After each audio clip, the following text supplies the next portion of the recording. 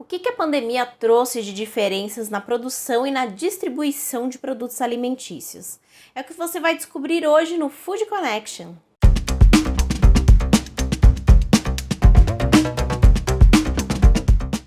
Tô de volta mais uma vez aqui no Food Connection, um programa para toda a cadeia de alimentos e bebidas. Eu sou Ana Domingues e hoje a gente vai fazer um recorte para o pessoal da indústria de alimentos e bebidas. O que a pandemia fez de diferente e impactou na produção e na distribuição desses produtos? Mas antes da gente começar a conversar aqui, eu queria já pedir para você se inscrever no nosso canal e ativar as notificações, que toda semana a gente está aqui trazendo muita novidade ao lado de importantes especialistas desse mercado. Todos os nossos episódios estão aqui no nosso canal e você também pode conferir todos eles lá nas nossas principais plataformas de podcast. Só seguir o nosso perfil que você tem acesso a todas essas informações. Para começar o nosso programa, a gente vai falar com o Felipe Castellani, que é cofundador e diretor de consumo da Livap. Ele contou aí como que tem sido os desafios, né? Embora ele já seja uma empresa adaptada ao e-commerce, ele contou como que foi essa experiência e como ele percebeu a transformação dos hábitos de consumo ao longo desses meses e, de quebra, trouxe aí algumas recomendações para vocês. Vamos conferir.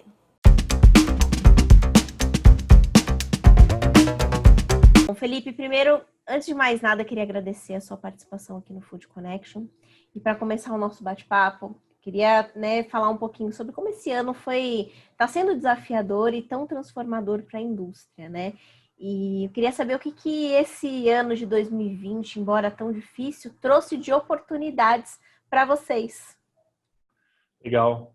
Então, acho que esse ano ele está sendo extremamente complexo para todo mundo, seja em empresas que foram afetadas diretamente no aspecto negativo, como também empresas que tiveram algum acréscimo, né? Mas, como um todo, tem sido muito desafiador. Mas dentro de desafios a gente vê bastante oportunidade, né? Então, assim, eu vejo muito que a pandemia ela foi um grande catalisador para tendências que já estavam em voga, né? Então, para mim, um exemplo que é muito claro é a questão de delivery e e-commerce. Então, assim, a gente, enquanto uma plataforma que atua nessas duas frentes, para a gente foi muito forte a resposta que a gente teve do consumidor. Então, assim, a gente teve um acréscimo bastante grande naquele momento, vamos dizer assim, de correria, até, vamos dizer, a segunda quinzena de março, né, que a gente teve um aumento bastante grande de vendas. E eu acho que, assim, dentro desse aprendizado que a gente teve, né, para o mercado, e ainda mais amplo, para o mercado como um todo, na minha visão, né, a gente conseguiria tirar esses dois pontos como os maiores aprendizados, né, que delivery e e-commerce já estavam vindo, vamos dizer assim, e foram exacerbados com esse momento. Então, para a gente passou aí de um atendimento de na casa de 8 mil, 9 mil, 10 mil refeições ao dia aqui na planta para 15 mil. Então, foi um aumento bastante substancial. E voltando nessa questão do digital, né? A gente começou o nosso bate-papo, você falou muito sobre a questão do e-commerce, sobre o marketing digital. Vocês são uma empresa que já vem, né, do e-commerce e mesmo assim tiveram aí algumas transformações. No caso do e-commerce, o que mudou na tua operação durante a pandemia, Lipe? Legal. Igual você falou, de fato, a gente já nasceu digital. Então, a Livap ela nasceu em 2016 e já digital. Então, tudo que a gente brinca hoje com essas novas tendências, para a gente são tendências que já existiam antes. Então, não é que eu estou querendo me colocar aqui como alguém que previa o futuro, longe disso, mas a gente já apostava muito. E como eu falei, a pandemia ela exacerbou isso. Então, o digital ele estava sendo falado, mas tinha muitas reticências, muita gente que falava, puta, eu não sei se isso vai realmente acontecer. E agora a gente vê que isso está muito consolidado no discurso e nas ações, né? Eu acho que isso é algo essencial. E um ótimo ponto que você falou mesmo para a gente que já era digital, isso afetou muito, né? Então, algumas empresas tiveram queda. No nosso caso, a gente teve um aumento muito grande. Então, a partir da segunda quinzena de março, a gente teve um aumento expressivo em pedidos e volume de cliente. Então, clientes que muitas vezes estavam desativados lá atrás, que não compravam, falaram assim, não, vão comprar. Muito naquela corrida do varejo que a gente teve. E com isso, a gente já estava lendo que isso ia acontecer um pouco, a gente estava em conversa com algumas empresas de fora do país, então a gente estava em conversa com alguns restaurantes lá na Itália, que a gente conhecia, e estava entendendo, falando assim, cara, vamos ver quem já está nesses 15 dias para frente, o que já está acontecendo. E o que a gente topou fazer aqui, a gente enxugou um pouco o portfólio que estava sendo produzido na nossa fábrica, mantendo na ponta ele cheio, e a gente fazendo menos, e chegou num momento que a gente tinha um estoque grande daqueles itens, alguns outros, de fato, acabaram na ponta, mas a gente equilibrou bastante para ele ser um portfólio bastante legal ali, tipo, ali para o cliente, para ele não sentir muita falta de itens. E isso fez com que a gente, naquele momento, conseguisse equilibrar. Então, a gente suportou um acúmulo de vendas muito grande, que eu lembro até que a gente ficou muito orgulhoso, que a própria Amazon estava com 30 dias para entrega e a gente só estava com 6. Normalmente, a gente opera com um dia, mas a gente só estava com 6. Então, isso foi muito bacana. E depois disso, né, a gente começou a reativar esses itens. Então, a gente já está, obviamente, reativando para a experiência do nosso cliente ser a melhor possível. E, além disso, a gente começou a enxergar oportunidades de mercado. Então, foi muito interessante. A gente falou, peraí, o que esse cliente deixou de fazer que a gente, dentro da Livap, poderia ajudá-lo? A gente enxergou muito isso em pães. Então, o brasileiro, em geral, tem um hábito de ir à padaria, seja para tomar o café da manhã lá, em São Paulo, isso é muito forte, né? Ou seja, para comprar aquele pão do dia e levar ele para casa, daí ele come. Então, a gente trouxe a categoria de pães, que hoje ela está sendo vendida quase no Brasil inteiro, nas nossas unidades, claro. E a gente viu que teve uma força muito grande. Hoje a gente vende mais de 5 mil pães por semana. Assim. Então, e o cliente tem gostado muito, porque é justamente aquela saída que ele tinha, aquele hábito que ele tinha, a gente conseguiu trazer ali para casa dele, que foi muito bacana. E atrelado a isso, obviamente, a gente tem a categoria de quitanda hoje no site, né? Que as pessoas começaram a cozinhar mais em casa, ter essa relação com o próprio ingrediente mais forte em casa. E a gente trouxe ela, então, dentro do nosso espectro, hoje a gente não só atua na parte de refeições, de lanches, salgados e doces, mas também nessa parte de pães e nessa parte de legumes, verduras, folhosas. Então, a alimentação num aspecto um pouco mais amplo. Então, assim, de mudança que a gente teve nesse momento foram essas. Bom, queria que você contasse um pouquinho aqui, Felipe, sobre como que você enxerga a indústria nos próximos meses. A gente vai continuar tendo essa aceleração? Com certeza. Então, eu acho que é muito difícil da gente prever o futuro exatamente do que ele vai acontecer, mas se eu fosse apostar as minhas fichas, com certeza estariam nessa frente. Então, eu acho que assim, a gente teve 3 pontos que foram muito acelerados nesse momento. A digitalização. Então, quem não era digital está querendo ser ou está correndo atrás para ser, e quem já era digital não abre mão. Assim, isso eu acho que está muito claro nesse mercado de hoje. Então, a gente vem acompanhando a tentativa de grandes indústrias para entrar nesse mercado digital, própria indústria alimentícia é muito forte, tentando se relacionar direto com o consumidor, sem passar pelo varejo, e o próprio varejo tentando se digitalizar. Então, tem sido uma coisa muito legal de se ver isso acontecendo, mas eu sinto que muitas empresas que não eram digital, elas estão simplificando demais o que é ser digital. Acho que a questão de ser digital tem que ser por essência e realmente elas têm que ter um comprometimento muito grande ali. Então, é algo que vai acontecer, mas eu acho que vale muito a pena a gente relembrar do caso do varejo e trazer para o nosso setor, né? A Magalu está passando, acho que é uma crise batida, mas assim, ela está passando por essa crise ilesa. Na verdade, ela cresceu e as ações dela triplicaram na Bolsa de Valores. Os investidores estão valorizando isso. Agora todo mundo está querendo copiar, mas quanto na frente eles já estão? Então, acho que vale a pena também pensar nisso. Eu acho que é um ponto muito relevante. A busca por uma alimentação saudável e origem. Então, assim, isso é um ponto que as marcas têm que ficar muito atentas. Eu acho que e isso emenda um pouco com o último ponto, até, que é a personalização. Então, no digital, você é diferente de uma loja física, em que você entra nessa loja e você muito provavelmente executa uma compra lá. Você entrou no restaurante, você vai consumir. É difícil, a não ser que seja uma praça de alimentação, você não sai para ir em algum outro lugar, você dá aquela oportunidade.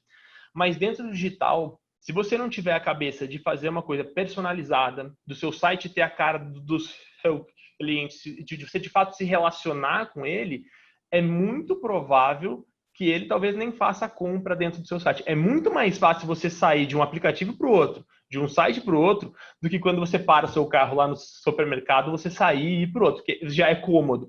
Então, acho assim, às vezes a gente está simplificando demais, e eu diria, nessa onda da personalização, a questão do saudável, da origem, então acho que são pontos muito importantes, e de você ter uma experiência personalizada para o cliente, e essa própria marca, ela ter uma relação mais próxima. Muitas vezes, essas marcas maiores, a gente vê ter muita...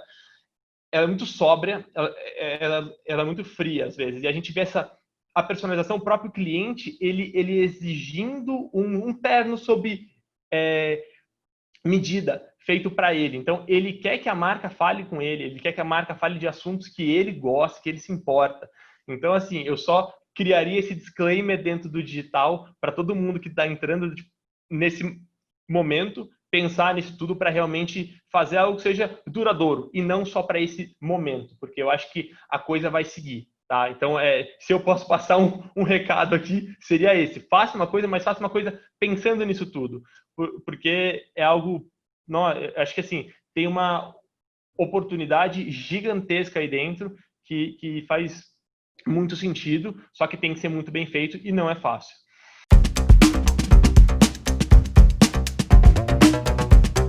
Tá aí a entrevista do Felipe para vocês, bem bacana, né? E realmente a gente percebe que a pandemia trouxe uma aceleração digital aí muito grande para a indústria de alimentos. A gente já discutiu sobre isso várias vezes aqui no nosso canal e acompanhar todas essas inovações é muito importante para que você consiga destaque no mercado e também acompanhe aí todas as mudanças de hábito do seu consumidor. E quem trouxe pra gente aí alguns insights bacanas foi a Mônica Pieratti, que é a diretora de portfólio para a área de processamento da Tetra Pak. Ela também é colunista lá no nosso portal www.foodconnection.com.br e ela conversou com a gente justamente sobre essas mudanças na produção e na distribuição de produtos alimentícios. Vamos conferir.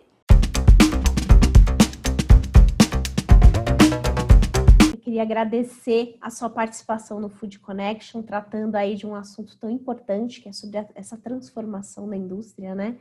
E 2020 a gente pode dizer que foi um ano da transformação, não só em questões econômicas e financeiras, mas também o consumidor teve que se adequar a esse novo normal, esse isolamento social, e com isso o hábito de consumo dele também, né, se adequou e se transformou e vem se transformando ao longo desses meses. Eu queria saber o que isso traz de oportunidade para a indústria, né, quando a gente pensa nesse mercado alimentício.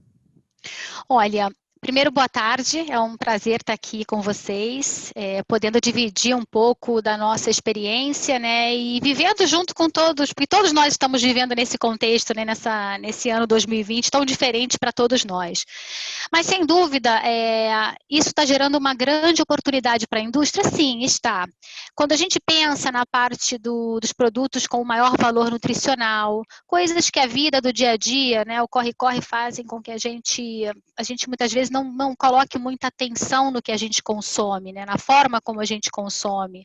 Então, isso dá uma grande oportunidade para produtos com maiores valores nutricionais. Então, empresas de ingredientes, parceiros nossos, têm dado um olhar. Nossos clientes estão muito atentos a isso, porque é uma necessidade. Enquanto você não tem uma vacina, de que forma que você, como indivíduo, você vai tratar essa situação? Então, você vai se cuidar mais, ou você vai tomar remédio, ou você vai buscar...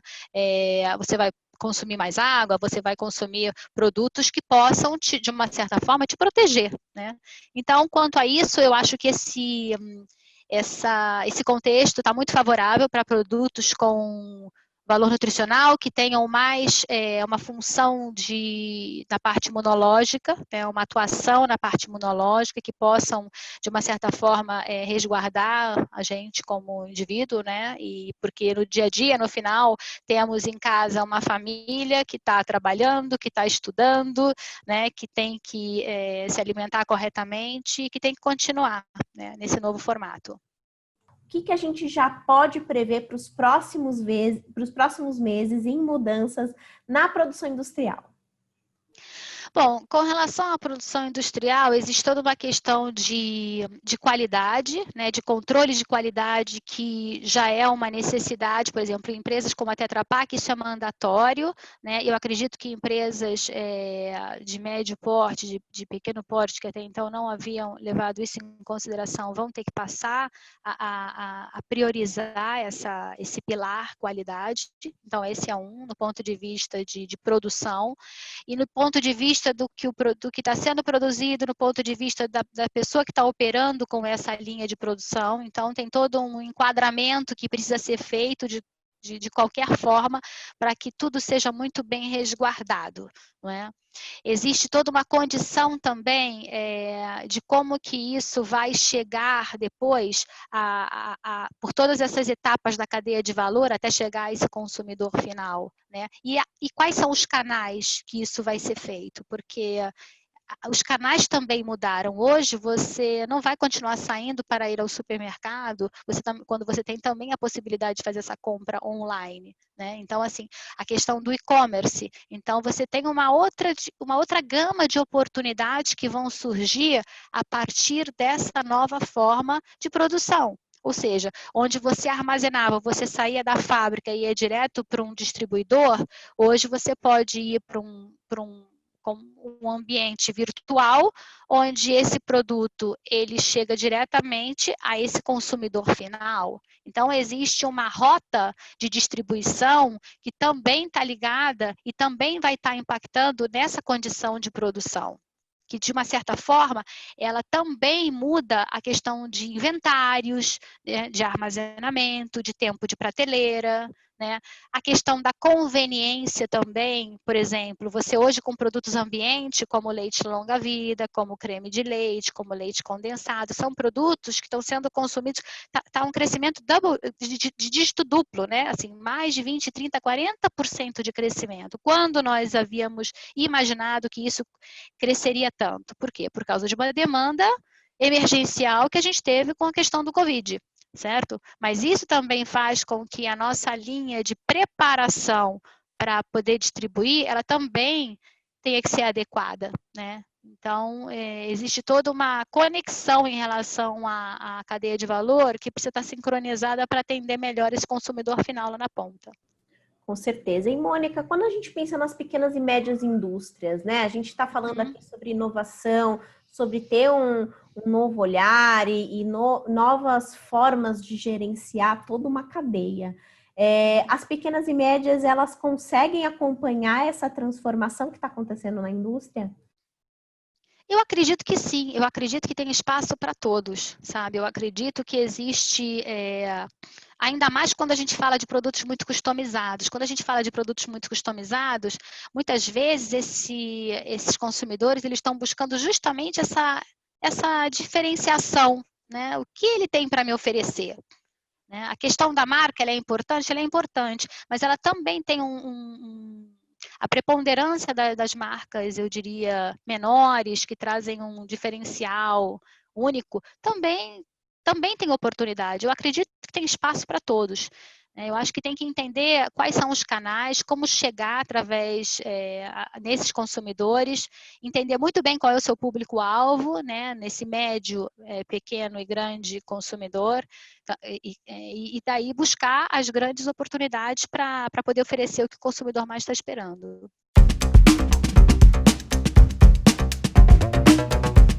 E como que tem sido aí na sua indústria? Quais foram os impactos que a pandemia trouxe, as mudanças e as transformações? Compartilhe a sua experiência aqui nos comentários, vai ser um prazer ouvir a sua experiência e quem sabe você ainda inspira outros profissionais por aí. Nosso programa de hoje vai ficando por aqui. Eu vou pedir para você já dar aquele like nesse vídeo, compartilhar com quem você acha que tem interesse. E também vou deixar aqui na descrição do vídeo um material gratuito para download falando sobre como padronizar os processos produtivos na sua indústria de alimentos e bebidas. O link está aqui, o material está lá no nosso portal de conteúdo, tem muito mais lá. Já dá aquele clique, acesse o nosso portal. E essa semana eu ainda volto com muito mais informações. Até logo!